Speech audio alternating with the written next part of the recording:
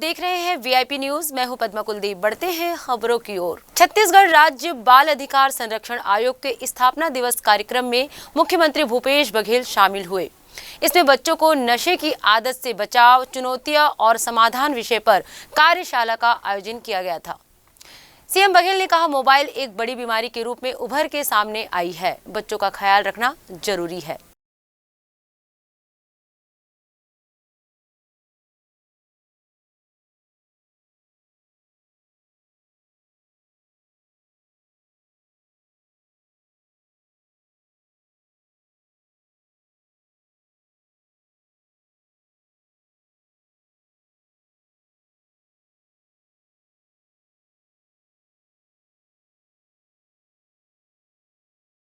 बाल संरक्षण अधिकार आयोग के द्वारा 12वें स्थापना दिवस के अवसर पर कार्यक्रम आयोजित किया गया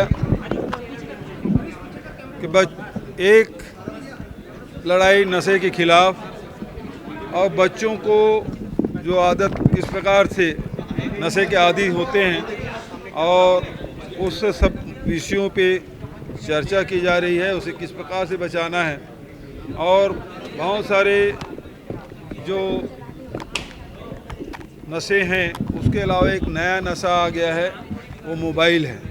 बच्चों के हाथ में मोबाइल पहुंचने के बाद और ये लॉकडाउन हुआ कोरोना के कारण से, ऑनलाइन पढ़ाई हुई तो बच्चों को उपलब्ध कराया गया मोबाइल। अब मोबाइल जब बच्चों के हाथ में आया है तो ऑनलाइन पढ़ाई के साथ साथ बच्चे अब उसमें नेट भी है, तो नेट के चलते बहुत सारे और भी उसमें गेम्स होते हैं, पबजी है और दुनिया भर के बहुत सारे ऐसे चीज़ें आ जाती है जिससे बच्चे उसके आदी होते हैं और उसके कारण से उनका बचपना होते जा रहा है। ये चिंता का विषय है और इस विषय में विशेषज्ञ भी आए हैं, वो भी बता रहे हैं। 3 जिले को, सूरजपुर, बिलासपुर और एक ज़िला और इस 3 को रायपुर, 3 को पायलट प्रोजेक्ट के रूप में इसमें लिया गया है। अग्निपथ स्कीम को लेकर देश में बवाल मचा हुआ है। कहीं ट्रेन फूकी जा रही है तो कहीं चक्का जाम, तो कहीं बलवा और अब नेताओं और मंत्रियों को भी निशाना बनाया जाने लगा है। हालांकि छत्तीसगढ़ में फिलहाल माहौल शांत है।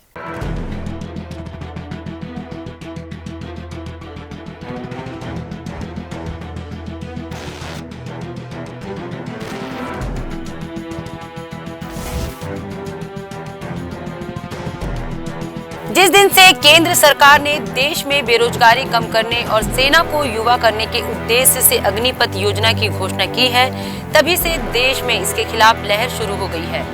बिहार से लेकर हरियाणा तक पूरे देश भर में लगातार विरोध प्रदर्शन चल रहे हैं। हालांकि छत्तीसगढ़ में स्थिति नियंत्रण में है और इसी बीच राज्य के मुखिया भूपेश बघेल ने अग्निपथ में होने वाली भर्तियों को लेकर गंभीर आशंका व्यक्त की है। सीएम का कहना है कि एक तरफ 2 साल से सेना में भर्तियां बंद है, दूसरी तरफ केवल 4 साल के लिए भर्तियां की जा रही है। सीएम बघेल ने आरोप लगाया है कि केंद्र सरकार देश के युवाओं का भविष्य और सीमाओं से खिलवाड़ कर रहे हैं। उन्होंने आगे कहा, सेना से ट्रेनिंग लेकर बंदूक चलाना सीखकर आया जवान अगर बेरोजगार हो जाएगा तो वह किस दिशा में जाएगा। तो सेना पूर्णकालिक भर्ती क्यों नहीं कर रहे हैं? 2 साल से आप भर्ती नहीं कर रहे हैं और 4 साल बाद जवान 22-23 साल का लड़का वापस जब अपने घर लौटेगा और बेरोजगार होगा तो इतने लोगों को सब जगह क्या पुलिस में भर्ती करेंगे? संभव है? और भर्ती हुए ठीक है और नहीं भर्ती हुए वो तो उनको तो बंदूक चलाना आ गया है। तो समाज को किस दिशा में ले जा रहे हैं आप? आपकी नीयत ठीक नहीं दिखाई दे रही है। समाज के बच्चों को में इस प्रकार से आप आधा अधूरा छोड़ देंगे तो फिर तो वो गिरोह बना के आपराधिक घटनाओं में भी शामिल हो सकते हैं। अभी आप देखेंगे चाहे नक्सली प्रभावित क्षेत्र हो और दूसरे क्षेत्रों में आखिर किन लोगों ने ट्रेनिंग दी? वो जो ट्रेनिंग हुआ है नक्सलियों को ट्रेनिंग किसने दी?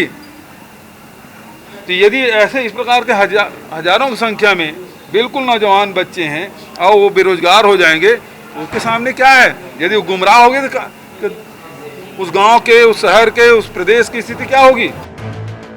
वहीं भाजपा प्रधानमंत्री मोदी समेत केंद्र सरकार का समर्थन कर रही है। नेता प्रतिपक्ष धर्मलाल कौशिक ने कहा, किसी को भी प्रदर्शन करने की आवश्यकता नहीं है। अग्निपथ योजना को लेकर केंद्र सरकार की नीतियां स्पष्ट है। केंद्र युवाओं के हित जो काम करती है उस पर कहीं संशय नहीं है। किसी को भी प्रदर्शन करने की जरूरत नहीं है। मुझे लगता है कि इसमें प्रदर्शन करने की कोई आवश्यकता नहीं है। केंद्र सरकार की सारी नीतियां स्पष्ट है और स्पष्ट होने के बाद में राज्य में क्या कर रहे हैं उसको देखना चाहिए। केंद्र सरकार मुझे लगता है कि जितना युवाओं के हित में, प्रदेश के हित में, राष्ट्रीय हित में जो योजना बनाती है, काम करती है, उसको लेकर के कहीं संशय की स्थिति नहीं है, न प्रदर्शन करने की आवश्यकता है। चाहे किसान आंदोलन हो या फिर अब अग्निपथ पर अग्निकांड, लगातार केंद्र की योजनाओं का इस तरह से विरोध ये मोदी सरकार के लिए कोई खतरे की घंटी तो नहीं। उम्मीद है कि सरकार ने नौजवानों के भविष्य के लिए यदि सही में योजना बनाई है तो उसको इस मामले में जल्द सुलझा लेना चाहिए।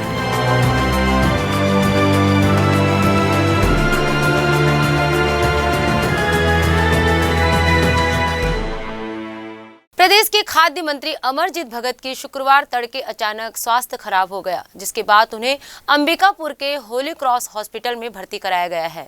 डॉक्टरों ने बताया, मंत्री को डिहाइड्रेशन और लूज मोशन की शिकायत थी। वे जल्द स्वस्थ हो जाएंगे। उनके स्वास्थ्य खराब होने की जानकारी लगते ही समर्थक अस्पताल पहुंचने लगे और जल्द स्वास्थ्य होने की कामना भी की।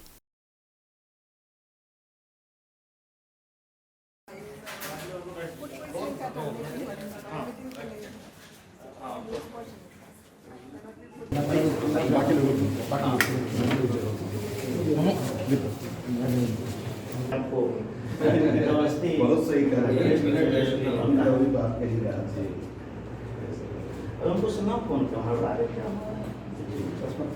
अभी हम लोग मिशन हॉस्पिटल में हैं और आज सुबह में अर्ली मॉर्निंग में honourable food and culture minister को यहाँ पर एडमिट किया गया है।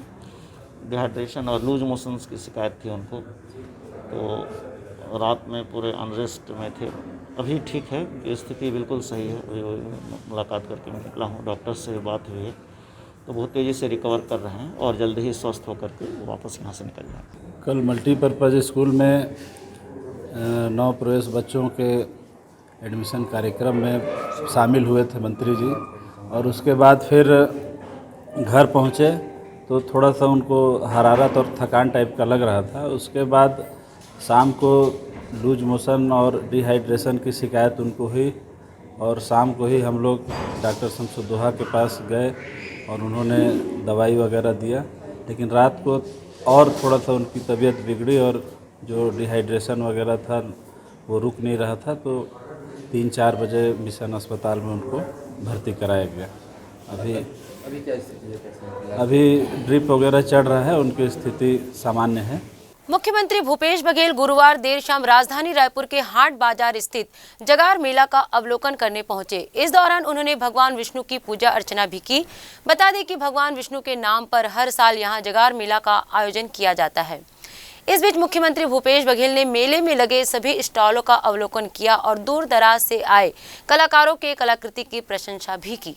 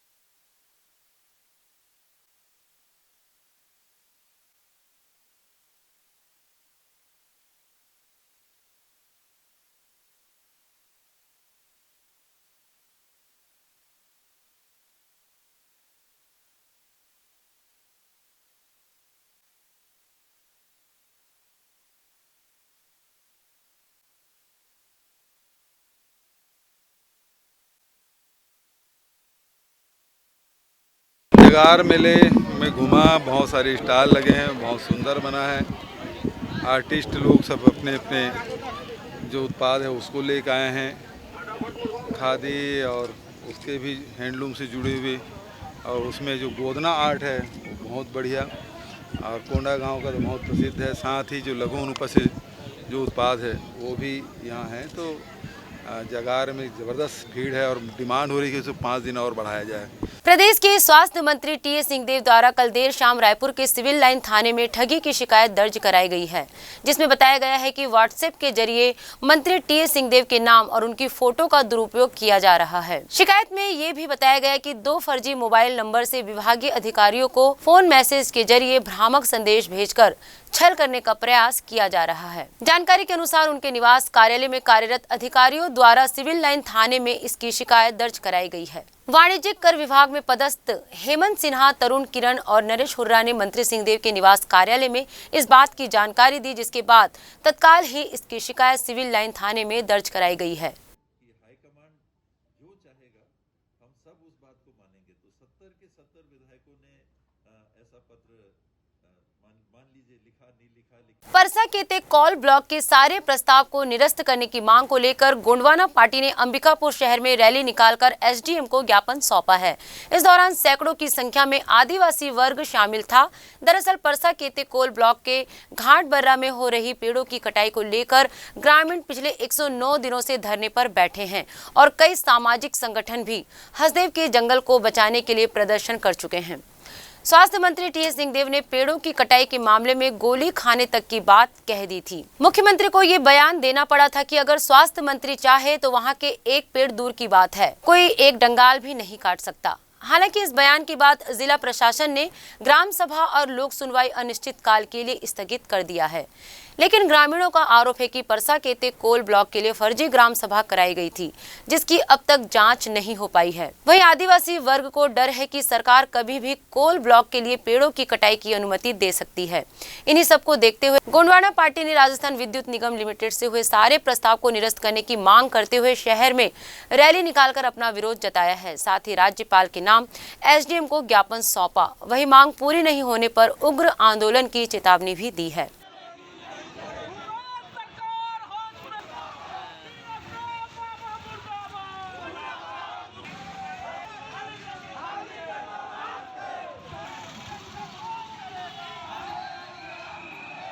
आदिवासियों के साथ हैं। जंगल जंगल ज़मीन को बचाने के लिए हम मदद करेंगे। जैसे 3 साल गुजर गया तो ये सरकार, चूँकि ये दोनों मिलकर, कांग्रेस की जो सरकार है छत्तीसगढ़ की और केंद्र की जो सरकार है, दोनों मिलकर यहाँ पर अदानी को अवैध तरीके से जो ट्राइबल क्षेत्र में जो उनको ज़मीन देने का काम कर रहे हैं, अवैध कटाई कर रहे हैं, इसी के विरोध में गोंडवाना गणतंत्र पार्टी आज ये आंदोलन किए। जिस तरह से अंग्रेज यहाँ व्यापार करने के लिए आया था, हिंदुस्तान को गुलाम बना दिया है, उसी प्रकार से वो गोरे थे, अब क्या हो गए काले। ये भी अंग्रेज के समान ही पेश आ रहे हैं। इनको भी जिस तरह से अंग्रेज़ों को भगाया गया था, इनको जो है इस क्षेत्र में, आदिवासी क्षेत्र में, ये रोजी रोटी, हवा, सबका सामान है। हम तुम्हारा कोयला के 400 रुपये किलो तो हमारा पुटू भी बेचता है, बिकता है 400 रुपये, तो तुम्हारा हम कोयला क्या महत्व रहता है, उसके सामने बता दीजिए। इसलिए इस क्षेत्र में बड़े उद्योग जहाँ पर जंगल है वहाँ हम नहीं लगने देंगे। हाँ, आज एक्चुअली गोंडवाना गणतंत्र पार्टी द्वारा रैली निकाला गया एवं ज्ञापन दिया गया है। ज्ञापन में जो सर्व प्रमुख मांग वो है, ये उदयपुर में जो परसा ईस्ट केते बासन हेतु वृक्ष कटाई प्रस्तावित है, उसी के विरोध में इन्होंने रैली आयोजित की है एवं उस वृक्ष कटाई से संबंधित सभी आदेशों को निरस्त करने की इन्होंने मांग की है। छत्तीसगढ़ के बिलासपुर शहर में पुलिस विभाग में फर्जी नियुक्ति को लेकर अजीबोगरीब कार्रवाई का मामला उजागर हुआ है, जिसमें पुलिस ने नियुक्ति के नाम पर ठगी का शिकार हुए युवक सहित वर्तमान बीजेपी पार्षद, निगम कर्मी और पुलिस कर्मी को गिरफ्तार भी कर लिया गया है। पुलिस ने इस मामले में प्रार्थी पीयूष प्रजापति द्वारा दिए 8 लाख रुपए भी जब्त किए हैं।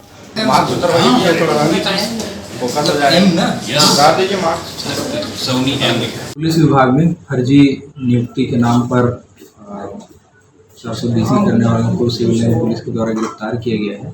इसमें सर्वप्रथम पुलिस में क्लेरिकल पद होता है ASI M का, उसमें भर्ती के नाम पर एक व्यक्ति जो है अपनी नियुक्ति पत्र लेने पुलिस अधीक्षक कार्यालय पहुंचा था, जिस पर हमारे स्थापना शाखा के जो क्लर्क हैं उन्होंने संज्ञान लिया और इसकी जानकारी दी कि ऐसा भर्ती होता नहीं है, फर्जी रूप से आए हैं। तब जो है सिविल लाइन थाने ने जांच शुरू की और इसमें जांच में जो है पूरे इनके गिरोह के बारे में पता चला, जिसमें एक पुलिस लाइन में पदस्थ आरक्षक है पंकज शुक्ला, वह भी शामिल था, और एक निगम कर्मी है और एक पार्षद है। इनको चारों को गिरफ्तार किया गया है। 420, 467, 68, 71 और 120 बी के तहत अपराध पंजीबद्ध किया गया है। इनके कब्जे से जो है जो उस व्यक्ति से पैसे लिए गए थे वो 8 लाख रुपए, इनके 8 मोबाइल, 2 लैपटॉप और जो प्रिंटर स्कैनर था जिससे नियुक्ति पत्र बनाया गया था वो जब्त किया गया है और इनके विरुद्ध अपराध दर्ज करके कार्रवाई की जा रही है। बालोद जिले के 1300 से अधिक स्कूलों में गुरुवार को शाला प्रवेश उत्सव मनाया गया। इस शाला प्रवेश उत्सव में जिला मुख्यालय के स्वामी आत्मानंद स्कूल में भी प्रवेश उत्सव मनाया गया, जिसमें प्रमुख रूप से जिला पंचायत अध्यक्ष सोना देवी, नगर पालिका अध्यक्ष विकास चोपड़ा सहित जिले के तमाम प्रशासनिक अधिकारी मौजूद रहे। वीडियो कॉन्फ्रेंसिंग के माध्यम से मुख्यमंत्री को बच्चों ने सुना। मुख्यमंत्री ने बच्चों को शाला प्रवेश उत्सव की बधाई दी, जहां बच्चों को तिलक लगाकर हार पहनाकर उनका स्वागत किया गया। वहीं उन्हें पुस्तक भी वितरित किया गया। इस दौरान सभी लोगों ने बच्चों के उज्जवल भविष्य की कामना की और उन्हें बधाई दी। जहां अब गुरुवार से जिले के सारे शासकीय स्कूल खुल चुके हैं और बच्चे इस बार काफी खुश नजर आए। जहां बीते 2 सालों में कोरोना की वजह से बच्चे अच्छे से स्कूल में पढ़ नहीं पाए थे, इस बार अब अच्छे से अपनी पढ़ाई कर पाएंगे।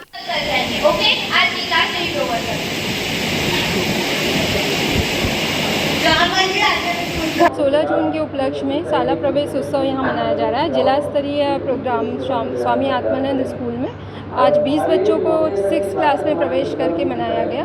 उनको तिलक लगाकर, माला पहनाकर यूनिफॉर्म और बुक्स वितरण की गई हैं। इसी तरह पूरे जिले के 1399 स्कूलों में भी आज शाला प्रवेश उत्सव मनाया गया। इसी कड़ी में अंबिकापुर के मल्टीपर्पज स्कूल में भी शाला प्रवेश उत्सव के दौरान 20 नवीन बच्चों को तिलक लगाकर मिठाई खिलाई गई। साथ ही नए गणवेश और बस्ता देकर नए शाला सत्र में प्रवेश करवाया गया।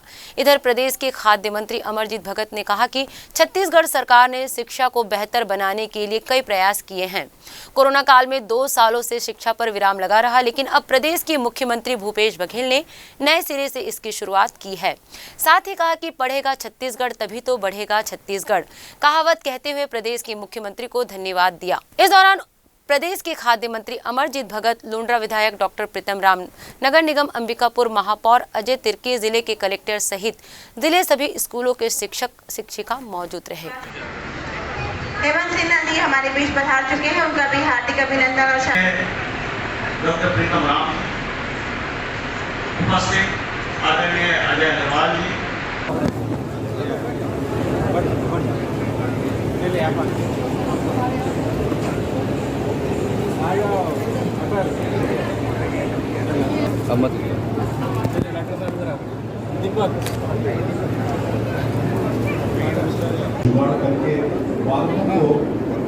विगत 2 वर्ष कोरोना का ऐसा प्रॉब्लम रहा है कि स्कूलों की जो व्यवस्था थी थोड़ी अनियमित टाइप से ऑनलाइन ऑफलाइन चल रही थी चीज़ें, तो वैसे में इसका महत्व बहुत ज़्यादा है। लोगों में बहुत इसको लेकर के एक्साइटेड हैं लोग, और आज अपना जिला स्तरीय शाला प्रवेश उत्सव जो है वो मल्टीपर्पज़ स्कूल में मनाया जा रहा है।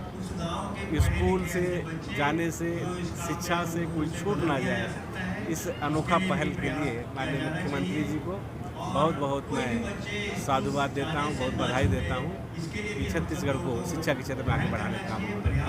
महासमुंद जिले में शिक्षा विभाग द्वारा जिला स्तरीय शाला प्रवेश उत्सव कार्यक्रम का आयोजन किया गया। कार्यक्रम के मुख्य अतिथि संसदीय सचिव विनोद सेवन लाल चंद्राकर थे। विद्या मंदिर महासमुंद से सरस्वती वंदना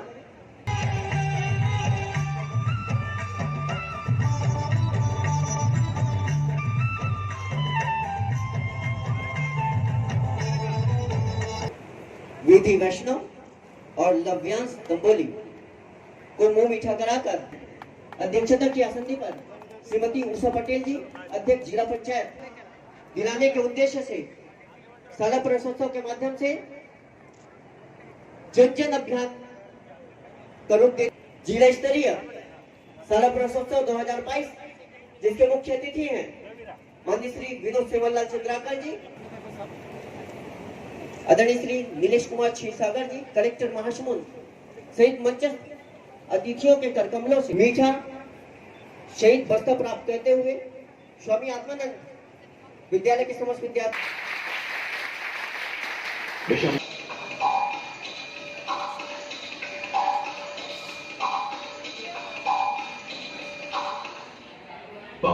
बारूद और विध्वंस पिछले 1.5 दशक से बस्तर संभाग के स्कूलों को इसी परछाई में घेर रखा था, जिससे कि यहाँ रहने वाले बच्चे शिक्षा से वंचित हो गए थे तथा उनका भविष्य अंधेरे की ओर जा रहा था।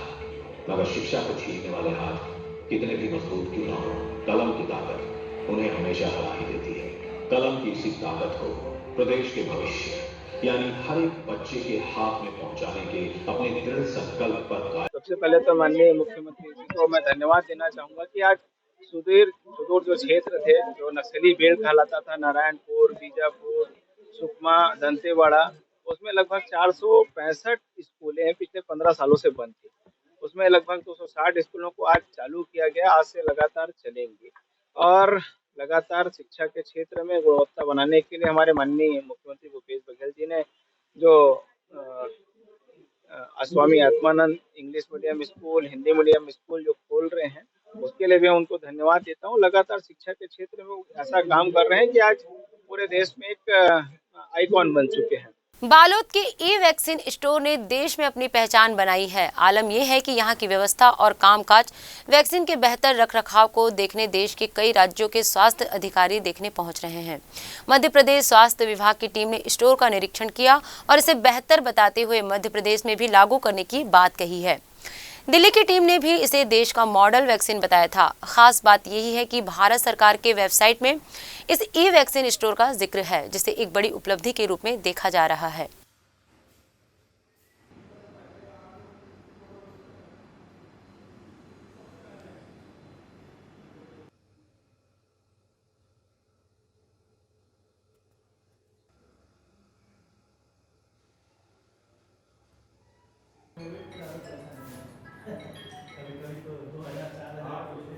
जो बालोद ज़िले की पूरी जानकारी है टीकाकरण से संबंधित, कितनी जनसंख्या है, कितने बच्चे हैं, कितना कोल्ड चेन पॉइंट है, जो 31 कोल्ड चेन पॉइंट है उसका एक डिटेल हम लोग यहाँ पे एक डिटेल जानकारी दी है। और उसके साथ ही जो हमारा वैक्सीन स्टोर होता है उसको हम लोग बिल्कुल जो वैक्सीन पर्याप्त टेम्परेचर में और उसको हम लोग व्यवस्थित किए हैं। उसके संबंधित जितना भी ILR डीप फ्रीजर जो होता है जिसमें वैक्सीन हम रखते हैं उसका रख रखाव और टेम्परेचर लागर होता है, टेम्परेचर रिकॉर्ड से संबंधित होता है। और उसके साथ ही जो बालोद ज़िला का नक्शा है, मैपिंग है, उसके अनुसार एक रूट चार्ट कि हम वैक्सीन स्टोर से जो हमारे कोल्ड चेन पॉइंट में हम जो वैक्सीन हम छोड़ते हैं उसको हम प्रॉपर ढंग से डिस्प्ले किए हैं यहाँ पे।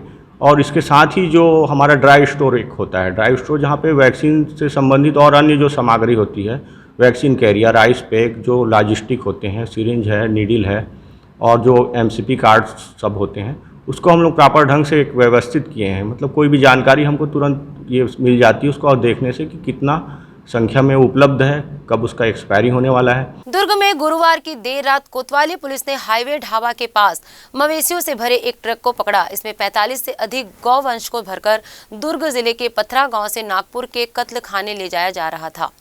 तस्करी के इस मामले में पुलिस ने 3 लोगों को हिरासत में लिया है।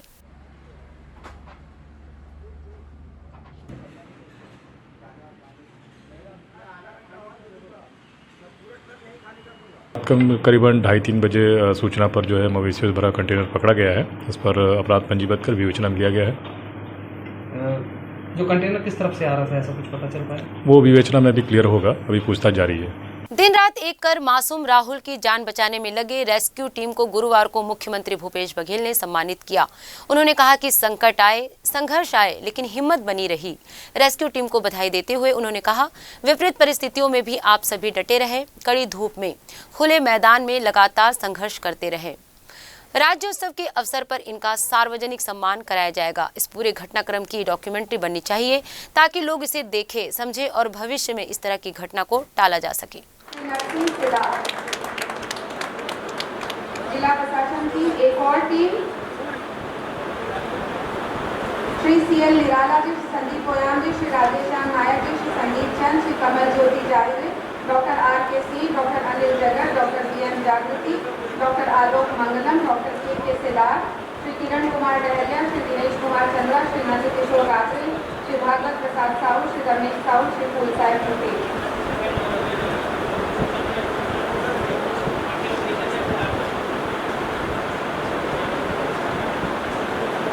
पुलिस दल की टीम समूह के सदस्य हैं श्री वर्धमान मिश्रा, श्री महावीर मोहंती, श्री विकास कुमार भगत, श्री शशिकांत सिन्हा, श्री सभाजीत मैत्री, Shri Kapse LB, Shri Sharad Kumar, Shri RD Nikam, Shri PC दास, श्री संदीप पांडे, श्री जितेंद्र मोहंता, रतिकांता पंडा, श्री आनंद चंद्र साहू, श्री अश्विनी यादव, श्री राकेश यादव, श्री AK बर्जेना, श्री राजकुमार शाह, श्री अनिल कुमार, श्री AK दास, श्री संतोष कुमार राम, श्री सुशांत बनर्जी, श्री प्रकाश कुमार सिंह, श्री राजू राम, श्री WRS राव, श्री युद्धवीर यादव, श्री K आशीष, श्री रविंद्र कुमार रावत, श्री सुशील, श्री विनोद मैम, Shri Venkatesh, Shri Dinesh, Shri VDR Thapa, Shri Manoj Tawang, Shri Manoj Thapa, Shri Surya VDR Virochak, Shri Suresh Thapa, Shri Buddhiram army की टीम आमंत्रित हैं ब्रिगेडियर दिनेश मोहंती जी और कर्नल तारिक जी के नेतृत्व में।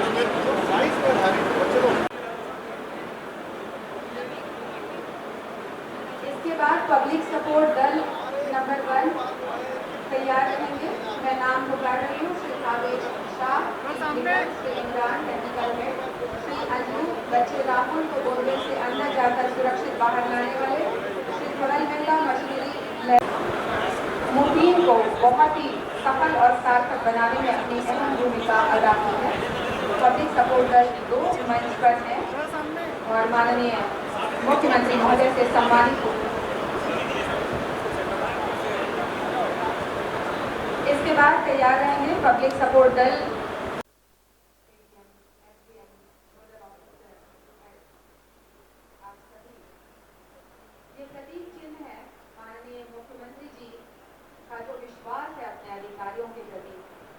उसके लिए ये प्रतीक चिन्ह है। ये प्रतीक चिन्ह आपके मार्गदर्शन के लिए है जो आप 27 जून से टीवी पर प्रसारित होने वाले सीरियल आनंदी बा और एमिली में जाने माने आर्ट डायरेक्टर जयंत देशमुख का काम देखने को मिलेगा। छत्तीसगढ़ के रहने वाले जयंत लंबे समय से बॉलीवुड और टीवी से जुड़े हुए हैं। देखिए ये खास रिपोर्ट। 27 जून से टीवी पर प्रसारित होने वाले सीरियल आनंदी बा और एमिली के प्रोमो आप लगातार देख रहे हैं। स्टार प्लस के सीरियल के निर्माता हैं विपुल डी शाह। मुख्य भूमिका में मिशकत वर्मा, JG बेलरीनी, कंचन गुप्ता, श्वेता राजपूत, श्रुति रावत और नेहा शर्मा दिखाई देंगे। इस सीरियल में जो खास बात है कि छत्तीसगढ़ के जयंत देशमुख जो बरसों से मुंबई बॉलीवुड में बेहद लोकप्रिय आर्ट डायरेक्टर हुए जुड़े हुए हैं। जयंत देशमुख हमारी अपनी संस्था Chhattisgarh film and visual art society से भी लंबे समय से जुड़े हुए हैं। जयंत ने रायपुर में आयोजित अंतर्राष्ट्रीय फिल्म महोत्सव में अपनी सेवाएं दी हैं।